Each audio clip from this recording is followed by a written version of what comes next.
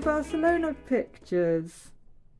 Like I said before, like I don't like drawing on location, but I always take like tons and tons of photographs, and I quite like, you know, drawing from those when we get back. And this, I think I was looking at a lot of Fiorelli Baez paintings at this time. I think we'd just been to see an exhibition of hers, and she paints a lot on top of maps and like other ephemera. She has it printed onto canvas and then she paints on top. So this is just a crappy tourist map of Barcelona that I've then painted on top of. And I had great fun painting the outside of this shop front. Gorgeous tiled shop front from Barcelona. The buildings there are so beautiful. And I can tell I got bored by the time I got to the inside. Yeah, this is fun to do. Here we are again, having another go at landscapes. Not enjoying it, giving up halfway through. Being a bit more experimental with colour, seeing how that works. I think this is art graph. Actually, for someone who's so obsessed with colour, I really like using art graph. It's like water soluble graphite, so you get that shininess of graphite, but it's water soluble, so you can paint with it.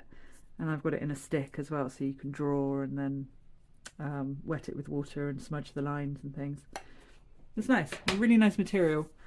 But yeah, I do not like drawing landscapes, or I certainly didn't at this time anyway. This is just seeing what lettering looked like with that feathery, bleedy effect from the ink. I quite like this. I just love those shapes it creates. Marks, gorgeous. These are the fishies. If you've seen my art supply haul video, one of the very first videos I did on YouTube was an art supply haul. And this was what I painted with the Kuretake Gansai watercolor paints, these ones. These are some of the loveliest watercolors I've ever used. Really nice, really highly pigmented. Beautiful colors. And yeah, these are the little fishies that came out. That was fun to do. It was my first experience drawing on camera. I think this is one of my favourite spreads in the whole of this sketchbook. This is really...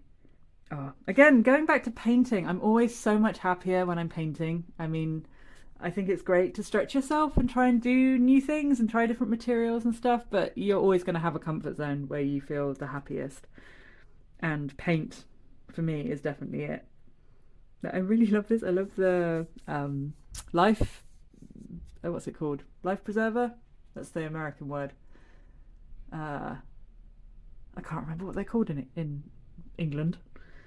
But that thing, orange rubber ring. I love the proportions. I love the floats. I love the splash. Yeah, this. Every now and again, I'll do something in my sketchbook, and I'm like, yes, this is what I want. This is how I want to express. Just gloriously splashy, splooshy, lots of weird colours. I don't know, you can kind of imagine maybe it's a sunset, maybe this is a big rock, maybe it's the water, but it's just... Oh, yeah.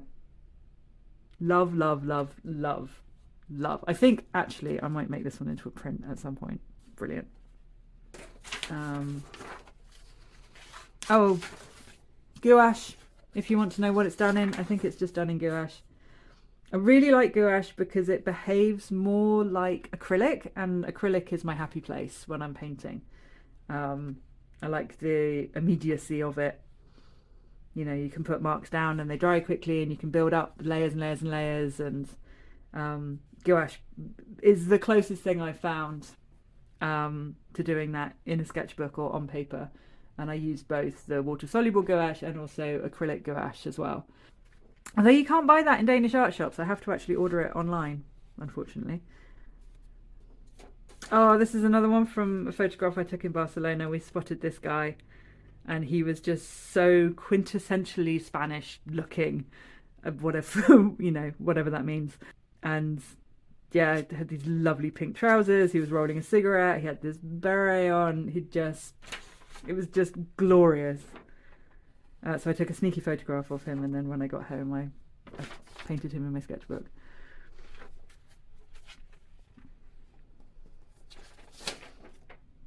This is a very interesting horse creature, I think. I'm not entirely sure. I love the googly eyes.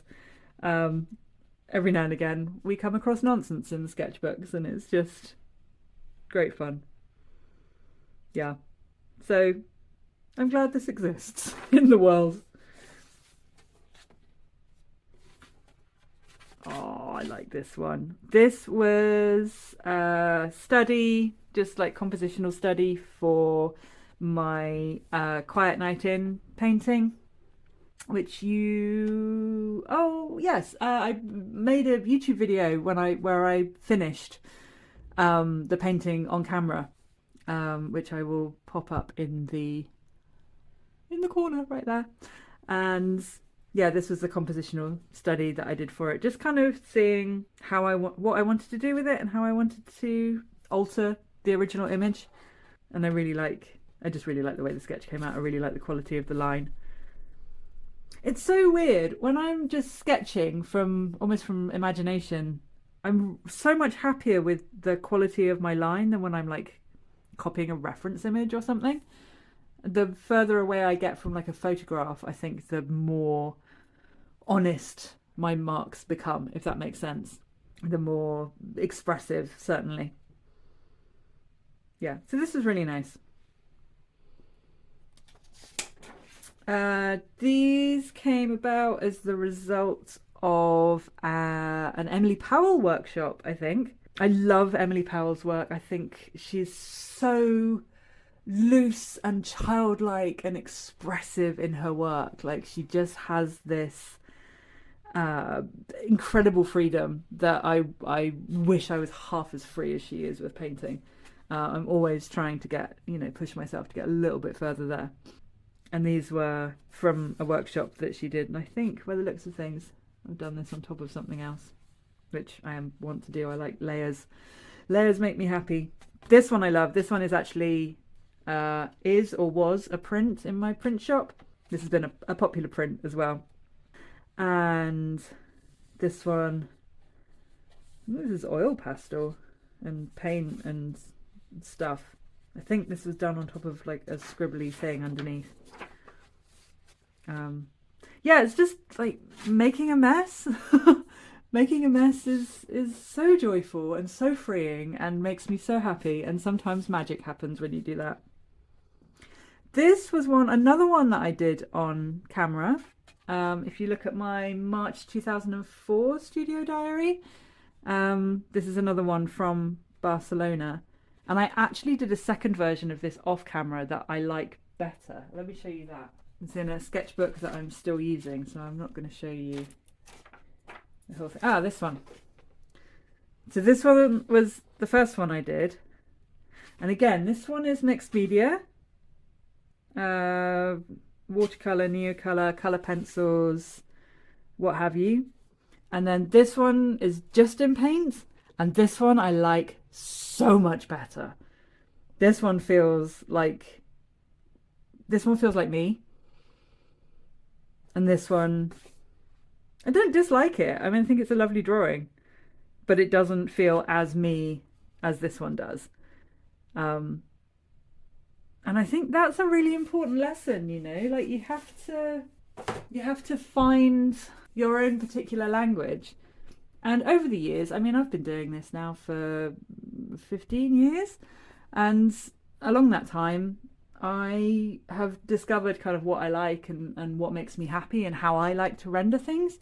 But it doesn't stop me from trying a whole bunch of other stuff. Like, it's all grist to the mill. It all informs how I do my practice moving forward.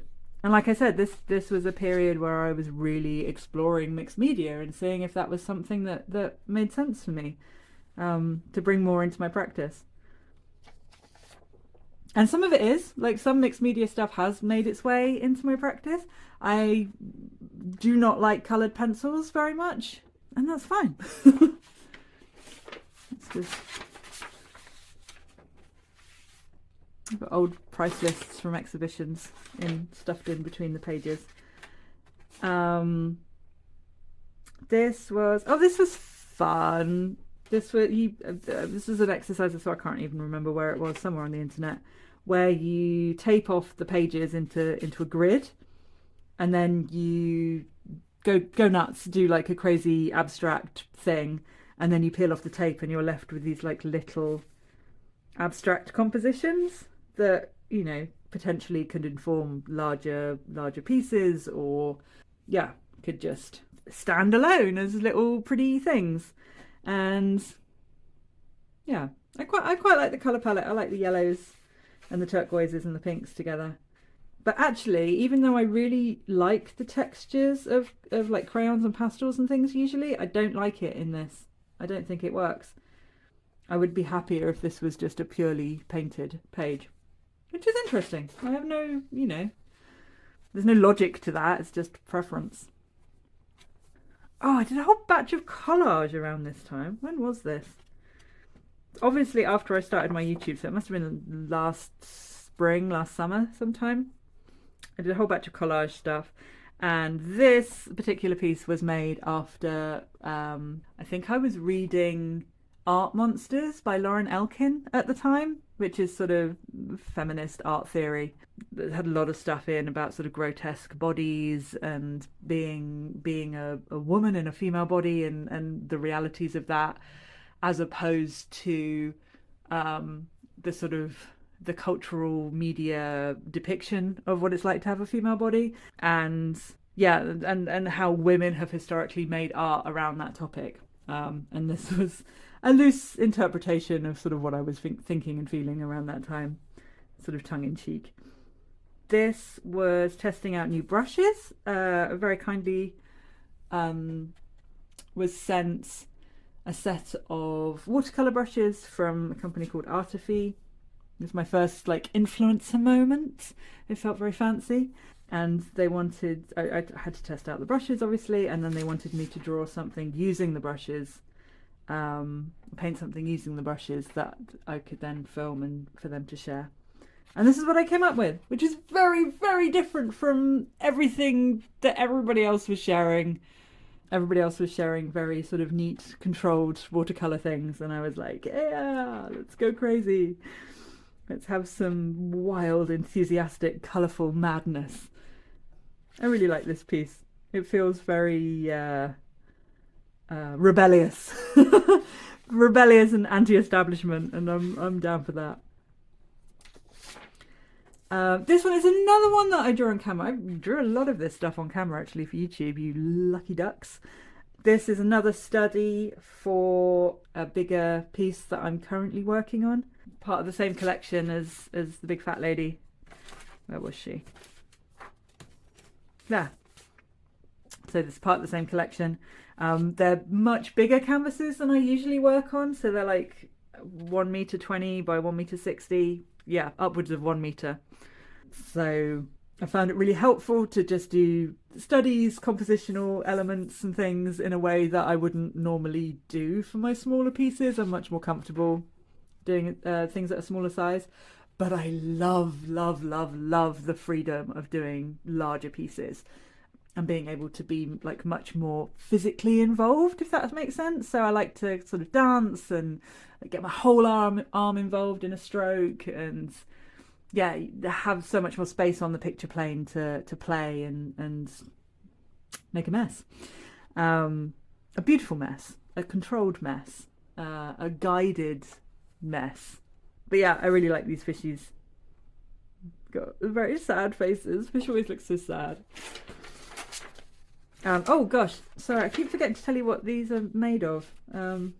This is soft pastel with matte medium over the top just as a setting agent. And then the fish are done in watercolour and I think a bit of coloured pencil. I know I just said I hated it, but I think a bit of coloured pencil and a bit of maybe neo colour. I'm not sure. mixed media. Anyway, I'm obviously getting more comfortable with it by this stage. This is from a video that I filmed and actually never got around to publishing because then my dad got sick and everything got a bit chaotic and I had to pause YouTube for a while. But I did a video which I might go back and actually edit and publish at some point because I think it might be quite interesting. It's a video about location drawing, ironically, with sensory issues. So obviously being autistic, I have a lot of sensory issues. Being outside can be a bit of a nightmare. So how can you then draw on location and mitigate some of those issues at the same time? And this, I think this is the only one I have in here. This was one of the pieces that I completed as part of that video. I like it. I like the way that the ink on the page is kind of looks rusty and yeah, interesting. Oops. This is mixed media as well. Definitely got more comfortable with it. You have to push yourself. You have to push yourself to do these things and then they get there. These are hilarious.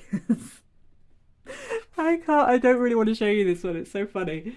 So when I first started doing my podcast, which was back last summer, I thought I would do a video version where you could see us talking. And I thought it'd be really cute and fun to do a little painting of the guest as we were talking. So we could show like a time lapse of the painting. And yeah, I did it for two. I did it for two of the guests. And I was like, this is way too much work and it's way too much pressure. And this is not how I like to work at all. But the first one was Helen Wells. And Helen Wells she's absolutely beautiful. The photo that she sent me was her with this big smile, lots of teeth, lots of just like beaming lovely joy, and not like this at all. And yeah, I felt an enormous amount of pressure. This was the first one. I don't know who this person is, that they're not even in the same universe as Helen. Helen, if you're watching this, I'm so sorry. This one was better. This is the one I actually shared, but it's still, yeah. It was a fun idea, but it didn't really come off. Oh, this is another one of those colourful faces. I remember doing this the day I was doing this. It was one of those days where I was feeling like if I was a real artist, then I would be able to draw or paint every single day, even on days where I feel like shit and can't get out of bed. So I forced myself to come and do this, and I don't like it. When I look at it, I remember how I was feeling. The whole way through, I was like super resentful of the whole thing. And that was the last time I think I forced myself, because I am a real fucking artist. Like, I spend my time making art. I sell art. I talk about art. This is how I make my livelihood. This is how I exist in the world. My whole house is full to the brim with art that I have made, and my friends' houses, and the houses of strangers across the globe. And I don't make art every day. I've never made art every day. I feel crap a lot of the time. I have multiple chronic illnesses, and it's just not possible. So if you've ever beaten yourself up for not being a draw everyday artist, then fuck it. You don't have to be. You can just be you, and that's fine. And then finally we finish off with, so this is the tape that I used on this page. I actually liked the way the tape looked more than I liked how the page looked, so I stuck it in. And this is tape from the same thing on I did the same thing in a different sketchbook, because I do the same thing in multiple sketchbooks. And I just love the way it looked, and I love the way it looked all together. I thought it was a really nice composition. And a nice way to finish up a sketchbook. So that is that one. That's, yeah, a really, as always, random mix of good stuff, bad stuff, interesting stuff, boring stuff, messes, mistakes, deliciousness, bits I love, bits I'm embarrassed to show anybody. But it's all part and parcel of the creative process, and this is a little snippet of mine. And I hope you enjoyed it. If you liked it, like it, subscribe. I have a whole back catalogue of sketchbook tours. If you like this one, you'll probably like the other ones. Yeah, hope you're having a lovely week. I'll see you in the next video. Bye bye.